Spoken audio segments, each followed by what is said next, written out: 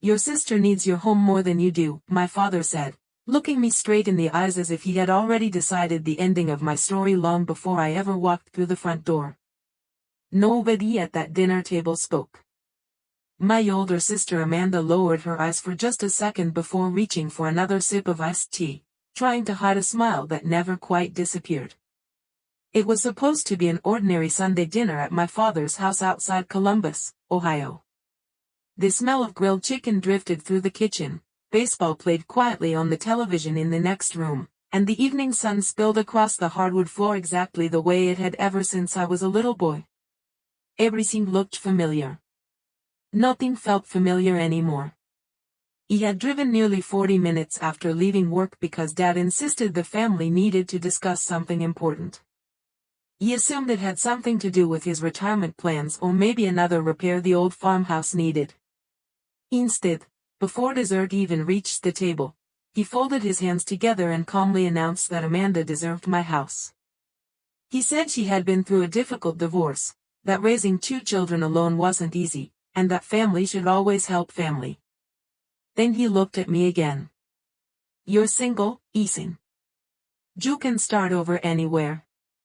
It was remarkable how quickly 20 years of hard work could be reduced to a single sentence. Nobody mentioned that I had worked overtime for years to save for that house. Nobody mentioned the weekends I spent replacing old plumbing, repainting every room, or rebuilding the front porch with my own hands. Nobody mentioned the mortgage payments I had never missed. My house suddenly became something everyone else could volunteer except the person who actually owned it. Amanda finally broke the silence. She spoke softly enough to sound grateful instead of entitled. I never asked for it, she said, although she didn't sound surprised either. In fact, she sounded prepared. Her children smiled at me without understanding what was happening while my father nodded as though everything had already been settled. He looked around the table searching for someone to question the idea, someone to laugh and say this had to be a misunderstanding. Instead, every face avoided mine. It was as though the conversation had happened before I arrived, and I was simply the last person invited to hear the decision.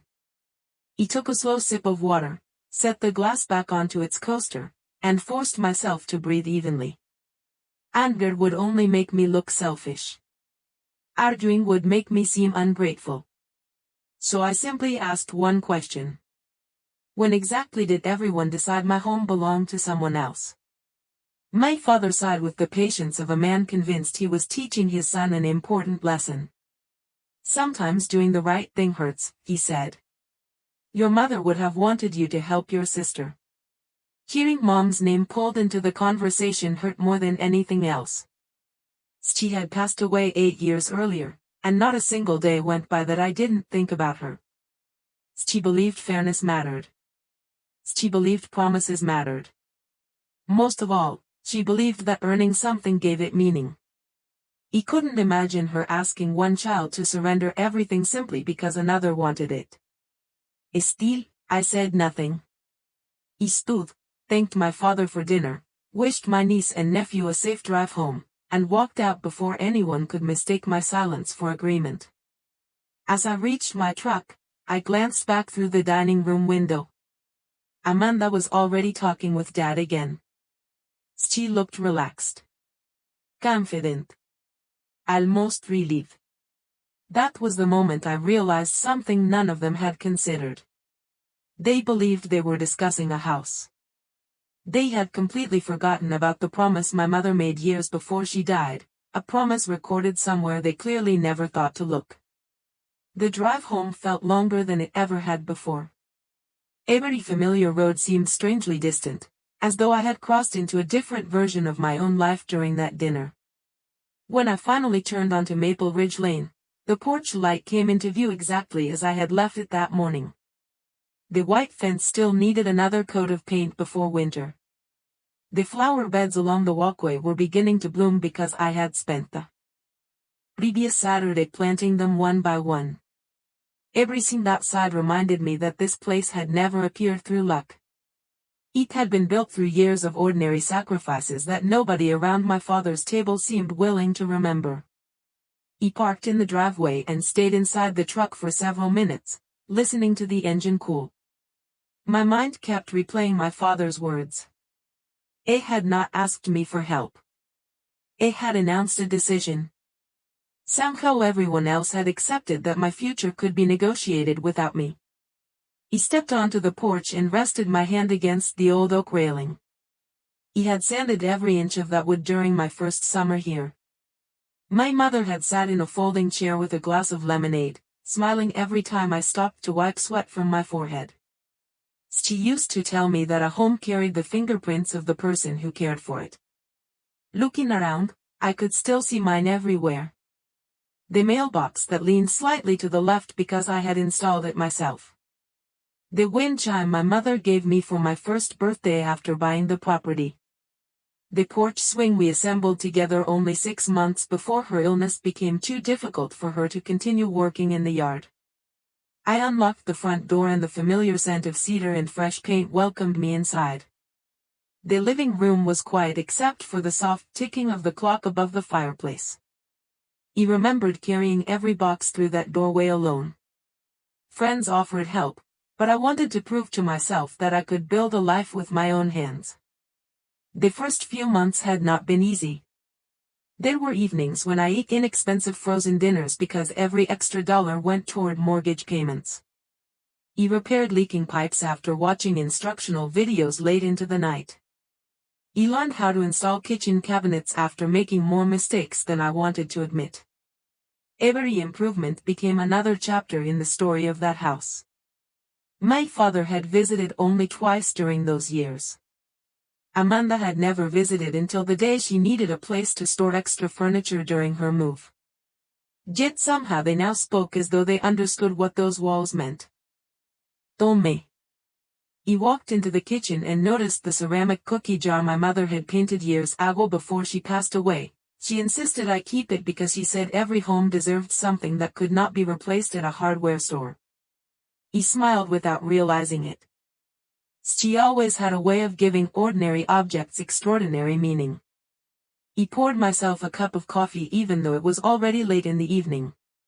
Sleep was not going to come easily anyway. As I sat at the kitchen table, my eyes drifted toward the small wooden cabinet beside the pantry. Inside there were neatly organized folders containing every receipt, every permit, every mortgage statement, and every document connected to the property. My mother had always encouraged me to keep records because, in her words, memories fade but paper remembers. At that moment, something about that old advice settled heavily in my mind. I stood, opened the cabinet, and slowly ran my fingers across the labeled folders until they stopped on one that I had not opened in years. My heartbeat slowed instead of racing. For the first time since leaving my father's house, I felt something stronger than disappointment. I felt curiosity. If my mother had truly planned farther ahead than anyone realized, then the answers were probably waiting exactly where she always believed important things should be kept, quietly protected until the day someone finally needed them. I carried the folder to the kitchen table and carefully brushed away a thin layer of dust before opening it. Most people would have seen nothing more than old paperwork, but my mother treated documents the same way she treated family recipes. She believed the things that mattered deserved to be preserved. The first pages contained familiar records. Closing statements from the day I purchased the property. Insurance documents. Property tax receipts. Every repair permit I had ever filed. He smiled when I found a faded receipt for the lumber I bought to rebuild the porch.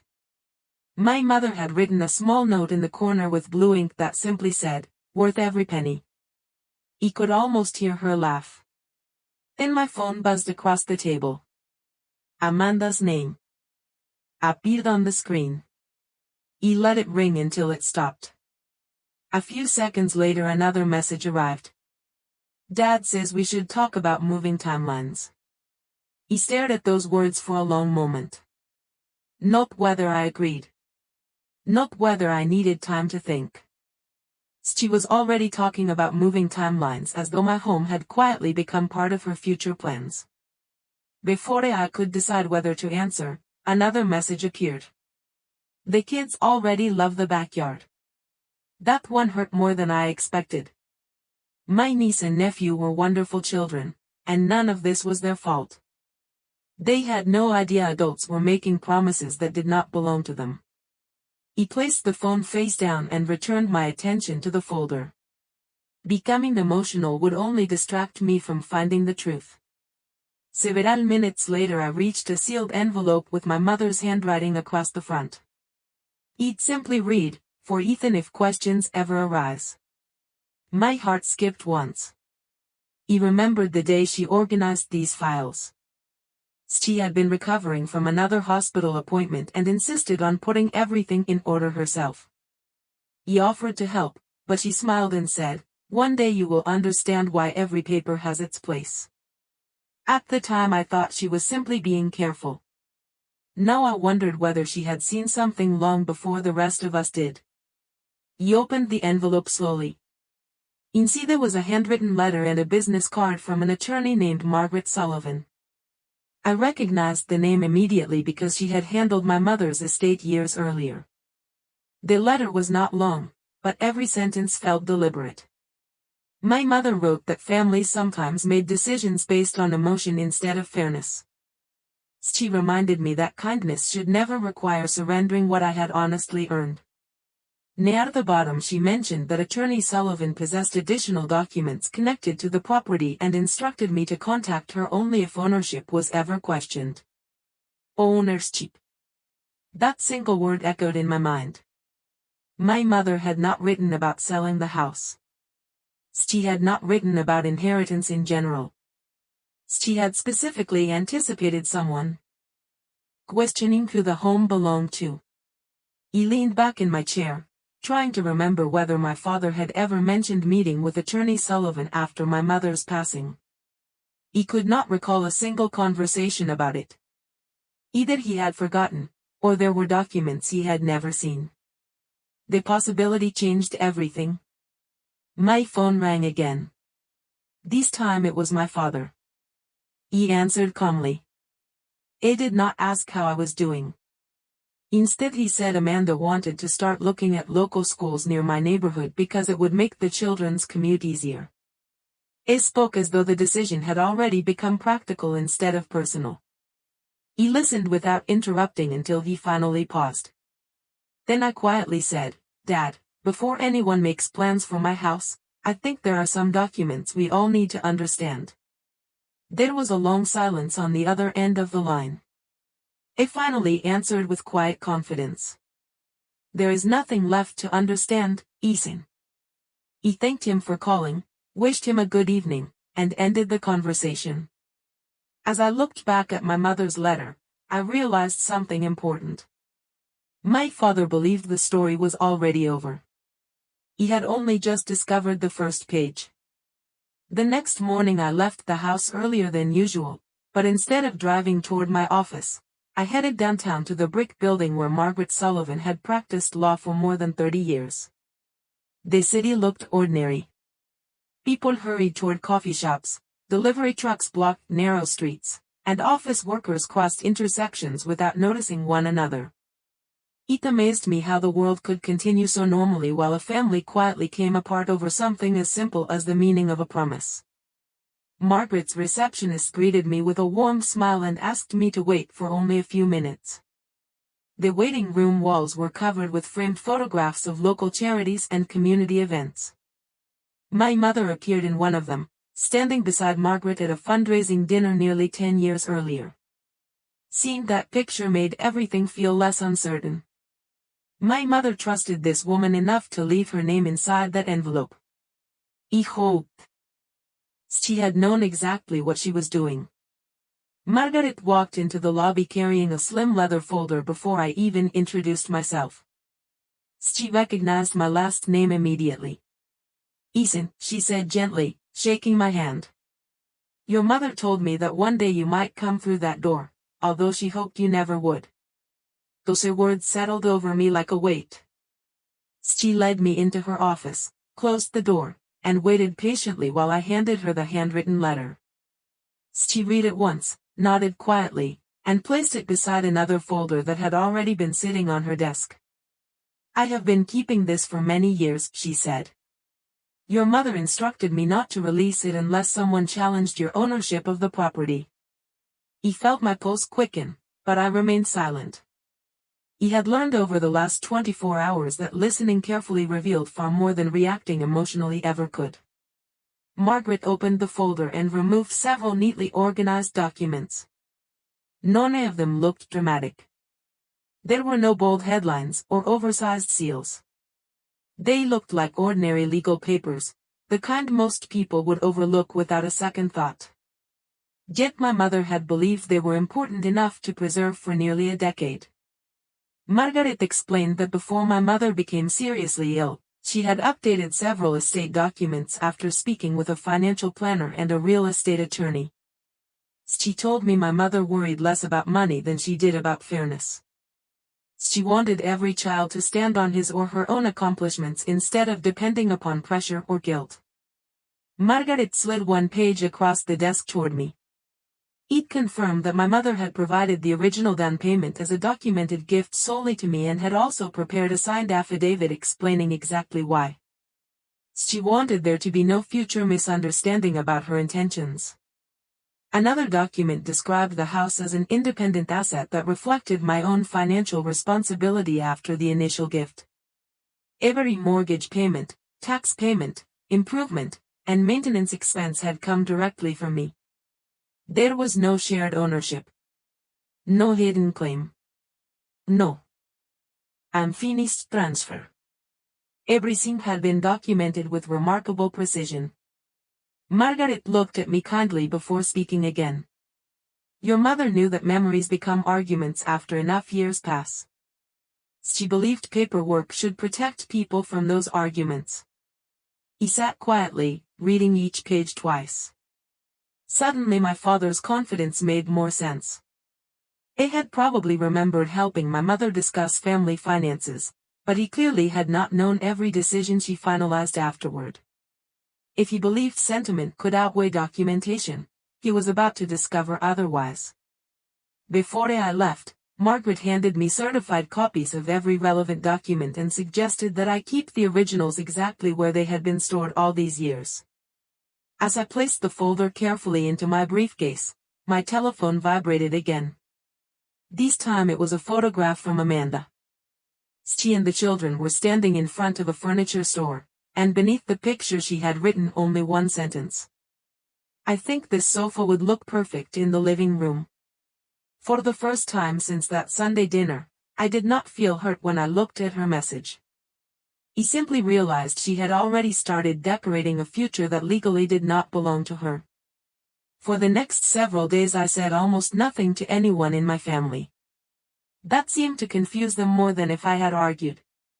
Silence has a way of making people reveal what they truly believe. Every few hours another message appeared on my telephone. Amanda sent photographs of paint colors, furniture catalogs, and nearby schools. She never once asked whether I intended to keep my house. She spoke as though the answer had already been decided. My father called twice, leaving calm voice messages that sounded more like instructions than conversations. It reminded me that families were supposed to make sacrifices for one another. It said I would understand someday when I had children of my own. He listened to every message without deleting a single one. Something Margaret Sullivan had said remained in my thoughts. She told me that facts often become much more valuable when people unknowingly place them beside their own words and actions. Without realizing it, my family was creating a timeline all by themselves. On Wednesday evening I returned home after work and noticed a sport utility vehicle parked across the street. At first I assumed it belonged to one of my neighbors, but then I saw Amanda standing on the sidewalk with my niece and nephew. The children were pointing excitedly toward the backyard while Amanda spoke with a man holding a measuring tape and a clipboard. He stayed inside my truck for a moment, simply watching. Nobody had asked permission to visit. Nobody had called to arrange a meeting. They behaved as though they were inspecting a property before moving in. I stepped out of the truck and walked across the lawn. Amanda smiled with surprising confidence. Perfect timing, she said cheerfully. This is Greg. A is giving me an estimate on replacing the old fence before winter. Greg immediately looked uncomfortable. A introduced himself politely and explained that he believed Amanda owned the property because that was what he had been told over the telephone. He smiled kindly and assured him none of this was his fault. Then I introduced myself as the homeowner. His expression changed instantly. He apologized several times, gathered his clipboard, and quietly returned to his vehicle. Amanda's smile disappeared. Dad already explained everything, she said. You know this is the best solution for everyone. He looked at her calmly. Did you tell the contractor you owned this house? She hesitated for only a second before answering. It was easier than explaining the family situation. He nodded slowly. The truth is usually easier. She folded her arms and looked toward the porch. You are making this much harder than it needs to be. He glanced at my niece and nephew, who had already wandered toward the mailbox, completely unaware of the tension between us. They deserved better than being placed in the middle of adult disagreements. He lowered my voice. Amanda, none of this is about the children. It is about respect. She shook her head and said I was being stubborn before gathering the children and leaving without another word. After they drove away, I walked through my front door and noticed something I had never appreciated before. Every room carried memories that had nothing to do with money. The small scratch near the hallway came from the first ladder I used while repainting the ceiling. The kitchen window overlooked the maple tree my mother helped me plant during my first spring in the house. The guest bedroom still contained the quilt she had sewn by hand. These were not possessions waiting to be reassigned. They were pieces of a life carefully built over many years. Later that evening Margaret called to let me know she had reviewed several additional records connected to my mother's estate. She suggested arranging one formal meeting with everyone present before any misunderstandings grew larger. He agreed immediately. If the truth was going to be revealed, it deserved to be revealed once, clearly, and with every document placed on the table where no opinion could change what had already been written years before. The meeting was scheduled for the following Friday afternoon at Margaret Sullivan's office. During the 2 days leading up to it, my father behaved as though the outcome had already been decided. It left another voicemail reminding me that a good son put family before possessions. Amanda sent a message asking whether I could leave the garage door opener on the kitchen counter because it would make moving easier over the weekend. I read every message carefully before placing my telephone back into my pocket. He never replied with anger. He never corrected their assumptions. They were revealing more with each passing day than I ever could have discovered by questioning them. On Thursday evening I walked through every room in my house once again. The afternoon sunlight reached across the hardwood floors exactly as it always had. He paused in front of the fireplace where my mother and I had hung Christmas stockings every December after I bought the place. In the hallway I smiled at the framed photograph of the day we planted the maple tree in the front yard. She had dirt on her gardening gloves and laughed because we accidentally placed the tree a few inches farther from the walkway than we originally planned. She told me that perfection mattered far less than love and consistency. Standing there, I realized she had quietly prepared me for this moment years before either of us knew it would arrive. The next morning I arrived at Margaret's office 15 minutes early. She greeted me warmly and reviewed the order in which she intended to present the documents. There was no excitement in her voice, only calm confidence built from decades of experience. She reminded me that the purpose of the meeting was not to embarrass anyone. It was simply to establish the facts clearly enough that no misunderstanding could continue afterward. He appreciated that approach. He had never wanted revenge. He wanted the truth to stand on its own. A few minutes later my father and Amanda walked through the reception area together. Amanda carried a large folder of her own, and my father smiled politely as though we were attending an ordinary family discussion. I even asked whether I had been keeping busy at work. The conversation felt strangely disconnected from everything that had happened during the past week. Margaret invited all of us into the conference room. A polished oak table occupied the center of the room with neatly arranged chairs on each side. Sunlight filtered through the tall windows, making the room feel bright despite the tension that quietly settled over everyone. Before anyone else spoke, my father leaned forward and folded his hands together. "This should not take very long," he said. "We all know what the right thing is." Amanda nodded immediately. She explained that she had already begun planning how the children would adjust to the neighborhood and mentioned that she had postponed ordering new furniture until after the meeting out of respect for the process. He listened without interrupting. Margaret remained silent as well, allowing every statement to settle into the room. Then my father looked directly at me. "Ethan," he said, "if you sign the transfer paperwork today, this can all be behind us." He noticed Margaret glance toward me before calmly asking a simple question. "Mr. Brooks, have you actually seen any transfer paperwork?" My father hesitated for the first time. "Since entering the building?" "Well, no," he admitted. "I assumed that was why we were here." Margaret slowly opened the folder containing my mother's documents and placed the first certified copy on the table. The quiet confidence on Amanda's face began to soften into uncertainty. My father leaned closer, expecting to see forms waiting for my signature. Instead, he found himself looking at papers he had never seen before, each one carrying my mother's signature and the dates she had carefully chosen years earlier. The room remained completely silent as Margaret adjusted her glasses, turned to the first page, and prepared to read my mother's own words exactly as she had written them years before. Margaret adjusted the first document until it rested squarely in the center of the table before she began reading in a calm, measured voice. Every sentence seemed carefully chosen, not by her, but by my mother years before. She explained that the financial gift used for the down payment on my home had been made exclusively to me because she believed I had demonstrated both the discipline and responsibility required to maintain long-term ownership. She wrote that the gift was never intended to become shared family property and should never be interpreted as an advance on any future inheritance. My father frowned as though he had misunderstood the first paragraph. Margaret continued without changing her tone.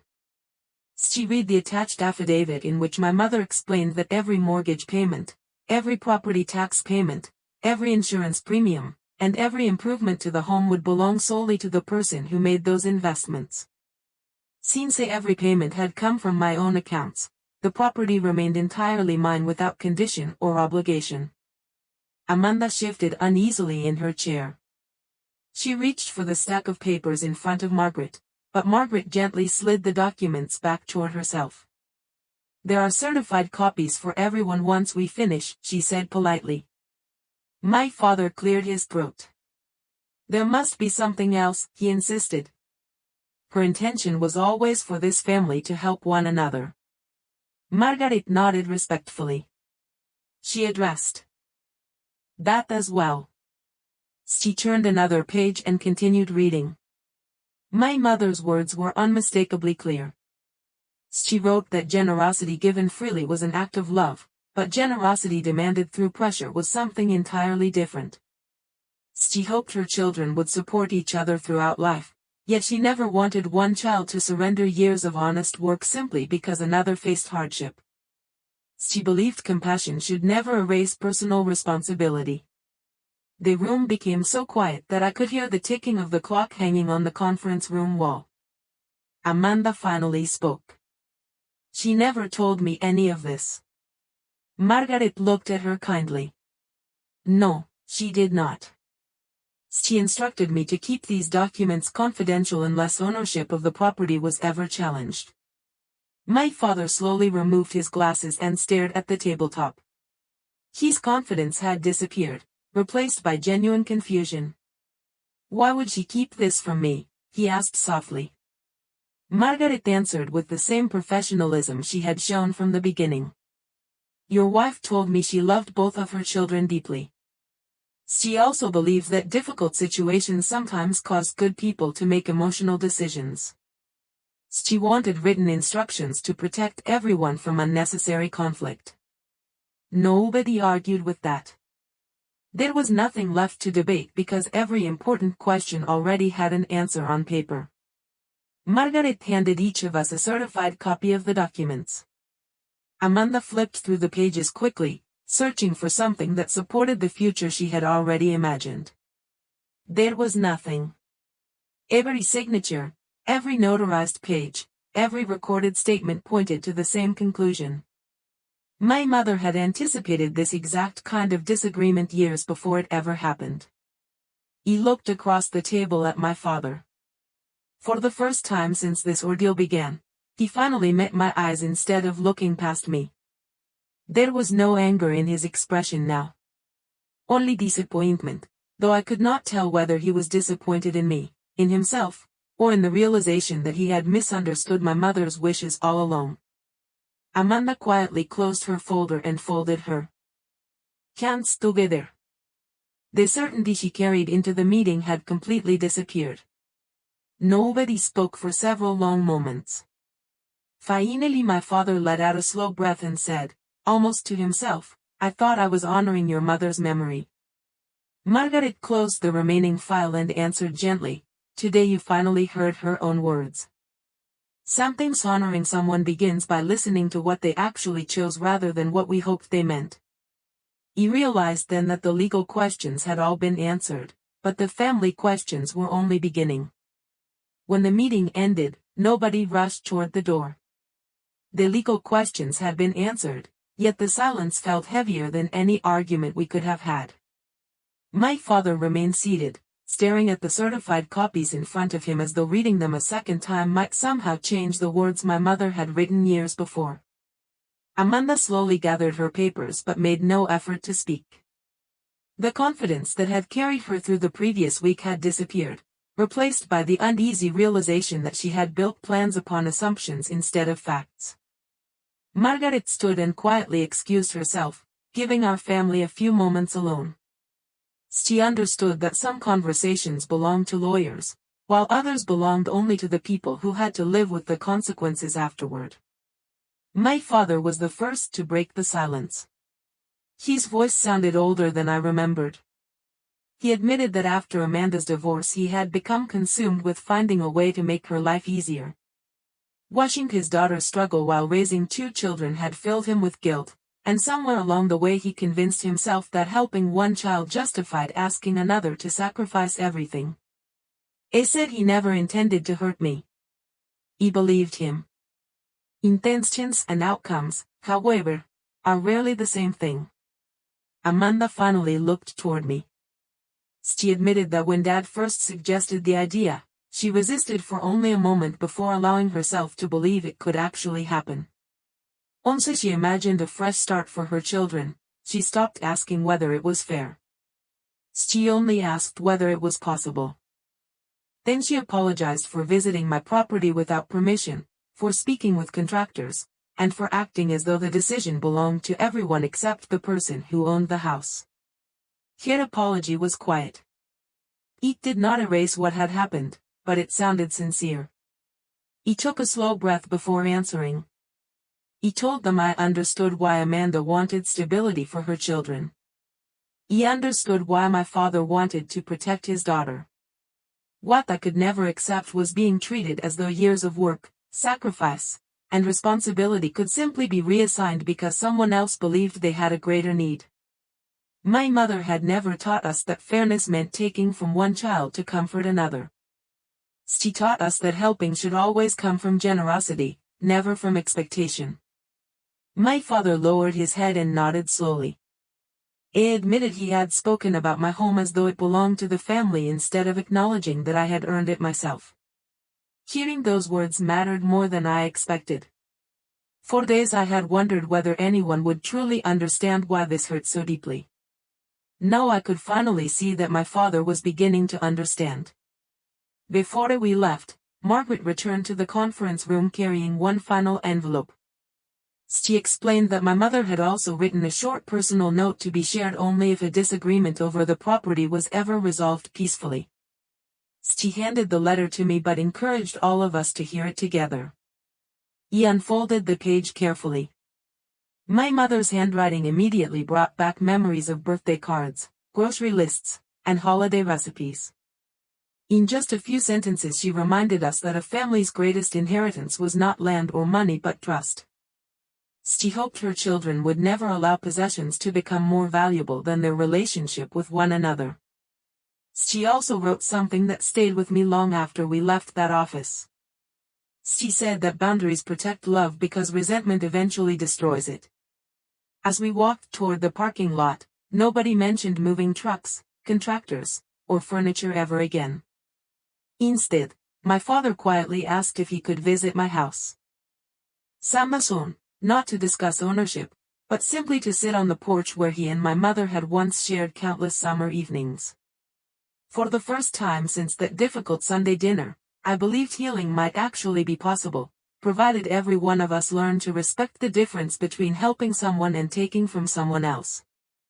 3 weeks later the maple tree outside my front porch had grown just enough for its new leaves to cast soft shadows across the walkway every afternoon.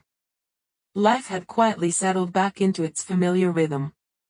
He left for work each morning, returned home in the evening, and spent weekends finishing the small projects I had postponed during everything that had happened. One Saturday I finally repainted the white fence, smiling when I remembered that Amanda had once planned to replace it before ever asking whether she belonged there. Now the fence stood exactly where it always had, not because I had won a battle, but because I had protected something my mother believed was worth protecting. My father kept his promise and visited one Sunday afternoon. He arrived carrying a homemade apple pie instead of opinions. We sat together on the porch for nearly 2 hours without mentioning legal documents or property ownership. Instead we talked about my mother. I remembered the first time she convinced him to plant flowers around the old farmhouse instead of vegetables because she believed beauty deserved space too. He shared memories of the weekends she spent helping me paint bedrooms, organize tools, and dream about the future when this house was still little more than an aging structure in need of care. At one point my father quietly apologized again. This time he did not apologize only for asking me to give away my home. I apologized for forgetting how much of myself I had invested in creating it. He accepted his apology because I could see that it came from understanding instead of embarrassment. Amanda reached out a few days later. She asked whether she could bring the children over for lunch if I was comfortable with it. He agreed. The afternoon felt surprisingly normal. My niece and nephew played in the backyard while Amanda helped prepare sandwiches in the kitchen. Before leaving, she paused beside the cookie jar my mother had painted years earlier. She admitted she finally understood why I had refused to let the house become anyone else's solution. Then she surprised me by saying she had started saving for a place of her own instead of waiting for someone else to rescue her. He told her I believed she would eventually build a wonderful home for herself and the children because determination lasts much longer than entitlement. She smiled, and for the first time in a very long while, there was no tension between us. Several months passed before another family gathering brought everyone together. This time the conversation centered around birthdays, school activities, and holiday plans instead of houses and sacrifices. My father occasionally looked around the room with the quiet expression of someone who had learned an important lesson too late but was grateful to have learned it at all. As we prepared to leave that evening, he rested his hand on my shoulder and said something I knew I would never forget. It told me that parents sometimes believe loving one child requires asking another child to carry the weight. It had finally realized that fairness is not measured by how much someone is willing to surrender. It is measured by how carefully we protect what each person has honestly earned. Driving home that night, I pulled into my driveway just as the porch light came on automatically. The house looked exactly as it had before this entire journey began, yet I saw it differently now. It was never simply wood, brick, windows, or land. It represented years of quiet effort, ordinary discipline, and promises kept even after the person who made them was gone. My mother could no longer sit beside me on the porch with a glass of lemonade, but through her wisdom she had still managed to guide our family when we needed her most. I unlocked the front door, stepped inside, and listened to the familiar silence that once again felt peaceful instead of uncertain. In the end, I did not keep my home because the law allowed me to. I kept it because the people who truly loved me eventually remembered that respect cannot exist without boundaries, generosity cannot be demanded, and the strongest foundations are not poured from concrete at all. They are built from honesty, responsibility, and the courage to protect what is right without ever forgetting the value of forgiveness.